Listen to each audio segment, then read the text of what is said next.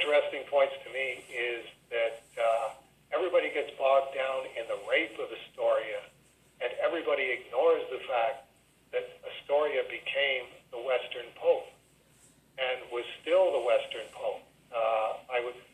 Because everybody just got bogged down in the rape and never said, wow, Astoria actually got to be the Pope of the Western Church. I actually got to the point where I went, did I not put that in the book? Because that was pretty important to me, was they both became Pope by killing a Pope. Cerebus killed the Eastern Pope, or the pretender to the Eastern Pope, the giant stone trunk, and Astoria killed the Lion of Soraya, which is what made her Pope and what made him Pope, and what made it necessary for Cerebus to kill Astoria. You have to kill Astoria in order to unite the churches. That's what the churches have been waiting for, and this is all that's standing in the way. And Cerebus couldn't do it. It was like, well, you kill Astoria, or you condemn Astoria. And it's like, no, I can't do that. And, he says to Posey, explain to him. Explain this. And it's like, if he condemns Astoria to death and she's killed, technically he becomes the Western pontiff. And then we got the same problem, the same divided church. And it's like, Cerebus has to think about this. Cerebus can't just go ahead and do this. Why can't you? Why, if this was the ideal, was power and more power and absolute power, why can't you just order this woman executed and therefore unite the churches and become the Eastern and Western Church? And he just couldn't do it. It was completely beyond him, and he couldn't understand why he couldn't do it. And that seems to me at least as interesting a subject as did Cerebus rape Astoria, was why couldn't Cerebus kill Astoria in order to unite the two churches under his rule? As Bishop Powers said, what is there to think about? Well, but then again, Powers didn't know what Astoria told Cerebus about Surin, basically waiting at the gates, as soon as you whack Astoria, I'm coming in and taking out everybody. Which she ends up doing anyway after Cerebus ascends the first time. Right. It's like,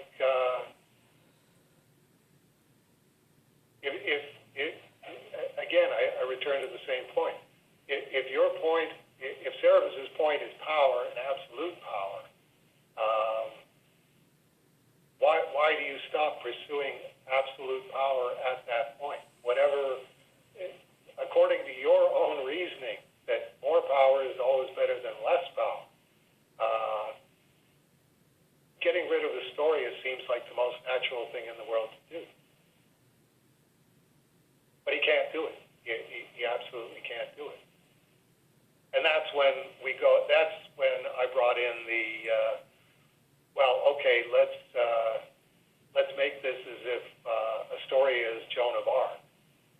And, so we have this sort of, sometimes it's Jesus, and sometimes it's Joan of Arc, and sometimes it's Jesus, and sometimes it's Joan of Arc, which I thought was a pretty effective piece of storytelling, and certainly a great feminist propaganda graphic novel thing to do that I get absolutely zero credit for. So there you go. I think I will get credit for it. I think I will get credit for a very interesting, very carefully nuanced story, but we have to get past sledgehammer feminism. And I don't think I will live to see the end of sledgehammer feminism, although I assume it is up ahead somewhere. Well, that kind of segues into, on the last page of the facts, I had basically a recap of the questions that all this brought up, and one of them is, that I have personally, Service's first ascension when he goes to the moon and talks to the judge, who triggered the mountain of skulls rising up into the sky and going to the moon? Was it Service, or was it the little artist chap with Fred and Ethel, since they're at the top of the tower, and in talking to Tarim tells Service, you got to be on the top of the tower? I would say Fred and Ethel and the little fellow with the hair was, here's the consequence of not killing Astoria.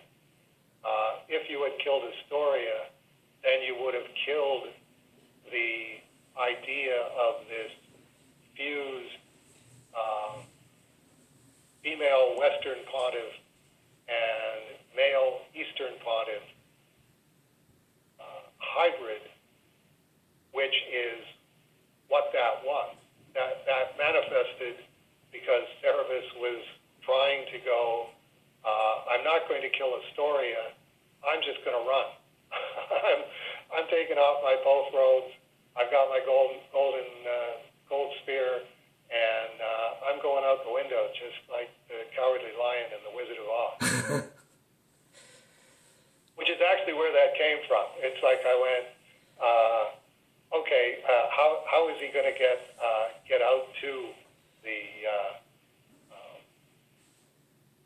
demon heads and skulls and grab on while it's going up? And I said, let's give him a Bert Lahr. Let's have him go straight out through the window. Which, okay, so Lions and Tigers and Bears Oh My explains why Bear shows up during the Ascension. There you go. Okay, and I didn't even intend that, but God, isn't that brilliant on my part? It's one of those brilliant, you look back at it 20 years later and I'm very clever. I didn't even realize I did that. There you go.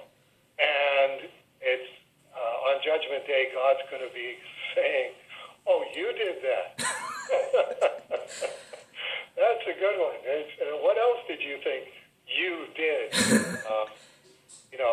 Here, I'll tell you what. I'll give you. Here's top to bottom what you did and where you got this and who gave you this that you think you came up with on your own. Okay, there you go. That's a whole extra hour, and I've been fasting all day, so I'm going and eating now. Okay, good, because I got to finish doing the garbage. All right. If I forgot anything, and have everybody go through painstakingly through the 20-page facts, if I forgot anything, we'll bat clean up on the December Please Hold for Dave's Hymn. Okay, I think we hit everything. All right. Have a good night, Matt. Talk to you next month. Enjoy breaking your fast, Dave. Thank you. Bye-bye. Bye.